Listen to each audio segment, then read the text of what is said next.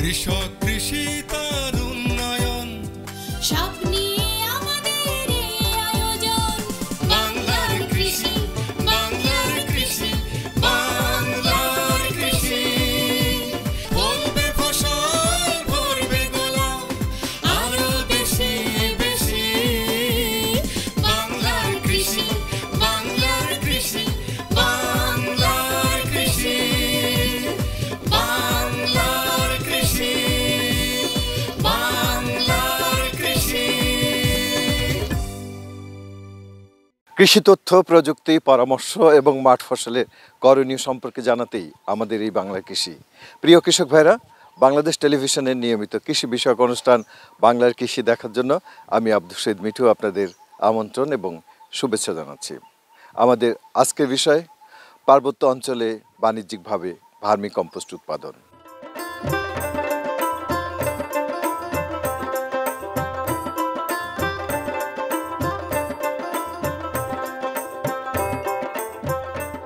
Vermi compost এক প্রকার জৈব সার, যা কেঁচো কম্পোস্ট নামেও পরিচিত।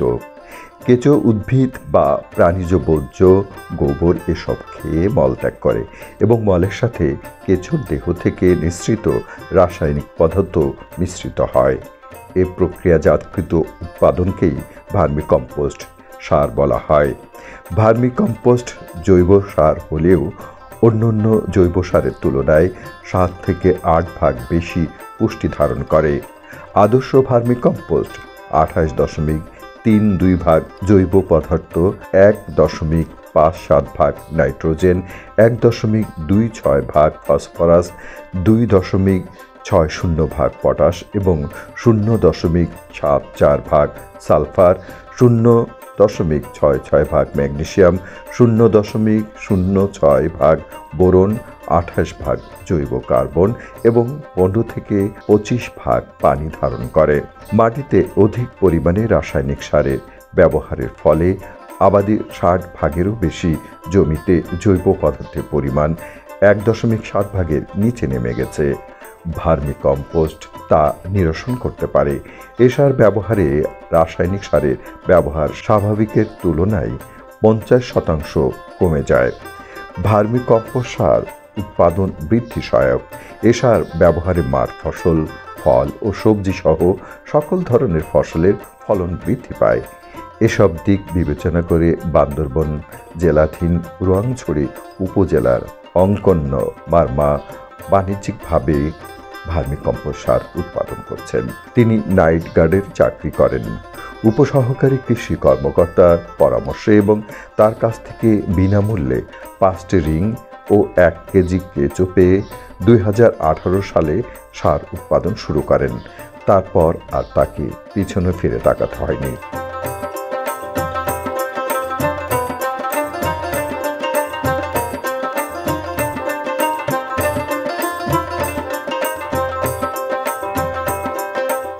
দাদা, এই গরু গেল তো আপনার না নাকি? জি জি জি, আমার না।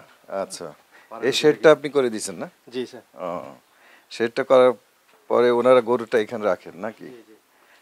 তো এই গরু তো এখানে রেখে গোবরটা আপনি সংগ্রহ করেন নাকি? জি, গোবরটা সংগ্রহ করি। আচ্ছা দাদা, এটা শুরু করছিলেন কিভাবে? শুরু করছিলাম আমি কৃষি অফিসের সাথে যোগাযোগ করি। কৃষি অফিস থেকে আমাকে দিয়েছে 5টা রিং, ওইটা দিয়ে শুরু করছি আর কি। ওইটা 5টা রিং হয়ে ওইতে আগ্রহী বেশি হয়। এটা বানাতে গেলে স্যার গোবর লাগে, ওই কলা গাছ টুকটুক টুকরো করে কাটিয়ে দিতে হয়, আর কেঁচো দিয়ে আর কি। কেঁচোটা কোথায় পেয়েছিলেন? কেঁচোটা আমরা নিছি ওই রিসা থেকে। কেঁচো 1500 টাকা করে নিছি কেজি। কেজি কেজি কেজি জি। এই গোবরটা কিভাবে পান আপনি? গোবরটা আমি ঘর বানিয়ে দিছি, ওই পাড়ার লোকেরা গরু বানছে আর কি। এখানে 40 হইতে 45 দিন পরে সার হয়, একদম ওই চা পাতার মতো হয় আর কি। কেঁচোরা খেয়ে ফেলে আর ওগুলো। চাহিদা থাকলে কেজি খুচরা কেজি 20 টাকা করে পাই, আর যদি অফিসে পাঠাই 17 টাকা করে আমি বিক্রি করি অফিসের। আপনার এমনি খরচ কত হচ্ছে? খরচ এখানে খরচ খুব কম। মানে কলা গাছটা তো আপনার পাহাড়ে না, নিজে কলা গাছ আছে। আর গোবরটা এখানে ফ্রি পাচ্ছি জি। আমি নিজে পেঁপে বাগান করছি। আচ্ছা 500-600 মতো গাছ আছে। এবারে এতটুকু হয়েছে ওই যে 15 হইতে 20 ইঞ্চি মতো হয়েছে আর কি। শুধু ওইটা দিয়ে করতেছি আমি, মানে ভার্মি কম্পোস্ট। ভার্মি কম্পোস্ট দিয়ে, কোনো রাসায়নিক ফাঁস দিই নাই। আচ্ছা পাশাপাশি আপনি আর কি করছেন? পাশাপাশি আমার গত বছর রোপণ করছে পেঁপে গাছ 700 হইতে 800 গাছ। হ্যাঁ এবছর বিক্রি করলাম আর কি আচ্ছা 2,80,000 টাকা দিয়ে। আচ্ছা আমরা পাশেই দেখলাম আপনার একটি মাশরুম। মাশরুম, জি মাশরুম তো আমি অবশ্য যোগাযোগ করি। ঢাকার ট্রেনিং পাইছি 10 দিন।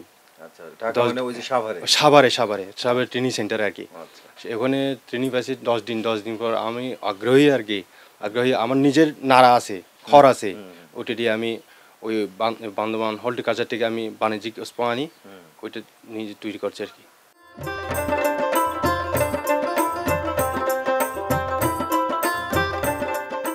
বর্তমানে বড় একটি শেডের নিচে 21টি রিংয়ে তার বাণিজ্যিকভাবে ভার্মি কম্পোস্ট উৎপাদন হচ্ছে।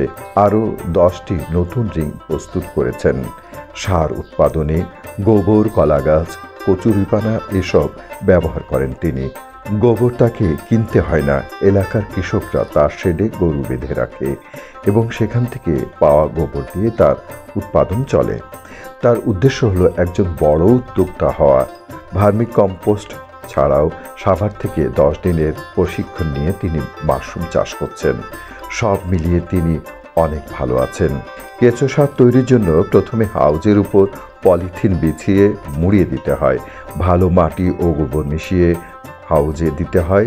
এভাবে গোবর ও মাটি দিয়ে হাউজ ভরে দিয়ে তাতে কেঁচোর খাবার হিসেবে ঘাস, তরিতরকারি খোসা, গাছের পাতা, খামারজাত পদার্থ, কচুরিপানা, আখের ও কলার ফেলে দেওয়া অংশ দিতে হয়। এরপর হাউজে কেঁচো ছেড়ে দিয়ে উপরিভাগে পাটের চট দিয়ে ঢেকে দিতে হয়। পাখি ও অন্যান্য প্রাণী, পিঁপড়া, উইপোকা, তেলাপোকা, মুরগি ও ইঁদুর কেঁচোর শত্রু।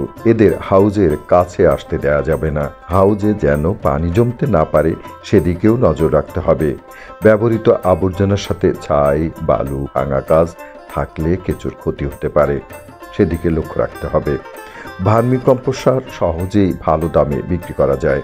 কৃষকরা এসে এ সার কিনে নিয়ে যান।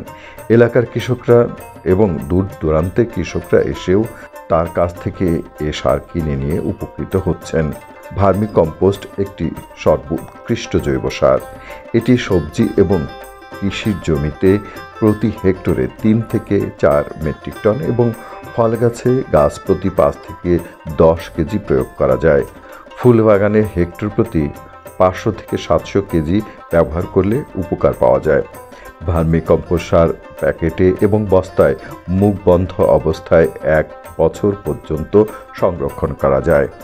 শুষ্ক ও ছায়াযুক্ত স্থানে সংরক্ষণ করতে হয়। কৃষক ভাইরা তাদের প্রয়োজন মতো নিয়ে ব্যবহার করতে পারেন। আমি কৃষি অফিসার, কিন্তু আমার কথায় রেখেছেন উনি কি বলল যে আমাকে আপনি 5টা রিং দেওয়ার ব্যবস্থা করেন। আমি এর বান্ধবন গিয়ে কৃষককে 5টা রিং নিয়ে দিল এবং এখন কেঁচো কোথায় থেকে সব পাবো সেটা নিয়ে একটু বিভ্রান্ত ছিল আমার। পরে আমি অনেক জায়গায় যোগাযোগ করার পর আমি সদর উপজেলা কৃষি আমাদের কলি আর কি উপসয় কৃষি কর্মকর্তা, ওনার সাথে পরামর্শ নিই। উনি বললো যে আমার ব্লগে গয়লা খোলাতে আছে, আমি ওখান থেকে কৃষককে নিয়ে আমি নিজে গিয়ে নিয়ে আসি এবং কৃষককে নিয়ে, এবং ওখানে কিভাবে চাষ হয়, কিভাবে করলে কিভাবে উৎপাদন চলে আসবে সেটাই দেখার পরে আমি কৃষককে নিজে হাতে কলমে শিখে নিয়ে আসছি এবং নিজে শিখে আসলাম এবং কৃষককে বলো যে চলো তাহলে আমরা আমার মোটরসাইকেল করে নিয়ে আসলাম। কৃষককে নিয়ে এসে গোবর দিলাম, গোবর দেওয়ার পরে কেঁচো ছেড়ে দিলাম, আর ফিরে তাকাতে হয় না কৃষক। এবং এখন বিক্রয় নিশ্চিত একটা প্রশ্ন চলে আসছে, যেহেতু উৎপাদন চলে আসছে, তখন তো আমরা নিয়ে এসছি 1 কেজি, তখন একটু সময় লাগলো, কারণ কেঁচো কম যেহেতু আপনার প্রায় 2 মাস পরে উৎপাদন চলে আসছে। এখন কী করবো আমি স্যারকে বললাম, স্যার এখন তো কৃষক আগ্রহ হচ্ছে, এখন এটা কীভাবে করা যায়।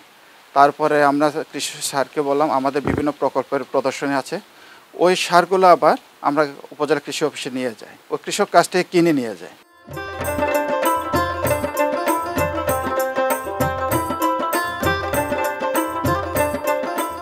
ভার্মি কম্পোস্ট ব্যবহার করে কম খরচে ফসল উৎপাদন করা হচ্ছে। জমি রাসায়নিক সারের প্রভাব থেকে রক্ষা পাচ্ছে, জনস্বাস্থ্য সংরক্ষিত হচ্ছে। আমাদের প্রত্যাশা পাহাড়ি এলাকাসহ সর্বত্রই এ সারের ব্যাপক প্রসার ঘটবে এবং উপকৃত হবে সারা দেশের মানুষ, উপকৃত হবে বাংলার কৃষি। বাংলার কৃষি, বাংলার কৃষি, বাংলার কৃষি। চলমান তীব্র তাপদাহে ফল এবং সবজি ফসলের গুরুত্বপূর্ণ ব্যবস্থাপনা সম্পর্কে করণীয়। ফলন্ত আম গাছে 7 থেকে 10 দিন অন্তর সেচ প্রয়োগ করতে হবে, অথবা পানি শুকিয়ে গেলে আবার সেচ দিতে হবে। এছাড়া অন্যান্য ফল যেমন লিচু, জামরুল, কাঁঠাল ইত্যাদি ফলন্ত গাছেও 7 থেকে 10 দিন অন্তর সেচ প্রয়োগ করতে হবে। সুযোগ থাকলে বেসিন পদ্ধতিতে অর্থাৎ গাছের চারপাশে রিং তৈরি করে সেচ প্রদান করা উত্তম, তবে প্লাবন পদ্ধতিতেও সেচ দেওয়া যাবে। তাপদাহ কমলেও ফল পরিপক্ক হওয়া পর্যন্ত 15 দিন অন্তর সেচ অব্যাহত রাখতে হবে। এতে ফল ঝরে পড়া কমবে ও ফলন বৃদ্ধি পাবে। চলমান তীব্র তাপদাহে সবজি ফসলের ক্ষেতেও প্লাবন পদ্ধতিতে সেচ প্রদান করতে হবে, এতে ফলন বৃদ্ধি পাবে। মাটিতে পর্যাপ্ত রস ধরে রাখার জন্য সেচের পর গাছের গোড়ায় মালচিং করতে হবে। মালচিং করার জন্য কচুরিপানা, খড়, গাছের পাতা অথবা আগাছা ইত্যাদি গাছের গোড়া থেকে একটু দূরে ব্যবহার করতে হবে। ফল ধারণের পর সার প্রয়োগ না করলে ফল ঝরা রোধে একটি 5-7 বছর বয়সী আম গাছে 150 থেকে 175 গ্রাম ইউরিয়া ও 75 থেকে 100 গ্রাম এমওপি সার গাছের গোড়া থেকে 2-3 হাত দূরে জায়গা কুপিয়ে মাটির সাথে মিশিয়ে দিতে হবে, যেন মাটির উপর সার ভেসে না থাকে। সার প্রয়োগের পর পর্যাপ্ত সেচ দিতে হবে। লিচুর ক্ষেতে ফল ঝরা রোধে এবং ফলের সঠিক বৃদ্ধির জন্য সাধারণত 10 থেকে 15 বছর বয়সী গাছের ক্ষেত্রে 250 থেকে 300 গ্রাম ইউরিয়া ও এমওপি সার মাটিতে প্রয়োগ করতে হবে। বয়স ভেদে সারের মাত্রা কম বেশি হতে পারে। জৈব সারের পানি ধারণ ক্ষমতা বেশি, সেজন্য জৈব সার প্রয়োগ করতে হবে। তীব্র তাপদাহে রোগ ও পোকামাকড় দমনের জন্য বালাইনাশক অনুমোদিত মাত্রায় প্রয়োজন অনুযায়ী 7 থেকে 10 দিন বিরতিতে সকালে এবং বিকেলে স্প্রে করতে হবে। মনে রাখবেন, যেসব সবজিতে সকালে ফুল ফোটে সেগুলোতে বিকেলে, আর যেসব সবজিতে বিকেলে ফুল ফোটে সেগুলোতে সকালে স্প্রে করতে হবে। তীব্র তাপপ্রবাহ অব্যাহত থাকলে ধান চাষিদের করণীয়। তীব্র তাপ প্রবাহের ক্ষতি হতে ধান ফসল রক্ষায় ধানের শীষে দানা শক্ত না হওয়া পর্যন্ত জমিতে অবশ্যই 5 থেকে 7 সেন্টিমিটার পানি ধরে রাখুন। বাংলার কৃষি, বাংলার কৃষি, বাংলার কৃষি। অনুষ্ঠান সম্পর্কে আপনাদের যে কোনো মতামত আমাদেরকে লিখতে পারেন। লিখবার ঠিকানা প্রযোজক বাংলার কৃষি, কক্ষ নম্বর 3016, বাংলাদেশ টেলিভিশন ভবন, রামপুরা, ঢাকা 1219। ইমেল বাংলার কৃষি 1314@gmail.com। Facebook Bangladesh television. ইচ্ছে করলে অনুষ্ঠানটি ইউটিউবে দেখতে পারেন। মাটির স্বাস্থ্য সুরক্ষায় ভার্মি কম্পোস্ট একটি উৎকৃষ্ট মানের জৈব সার। আমরা আশা করব এই সার সারা বাংলাদেশে ছড়িয়ে পড়বে। কৃষক ভাইরা, আজ এ পর্যন্তই। আপনারা সবাই ভালো থাকুন, সুস্থ থাকুন, এই কামনা শেষ করছি আজকের বাংলা কৃষি। আল্লাহ হাফেজ। কৃষক কৃষি তারু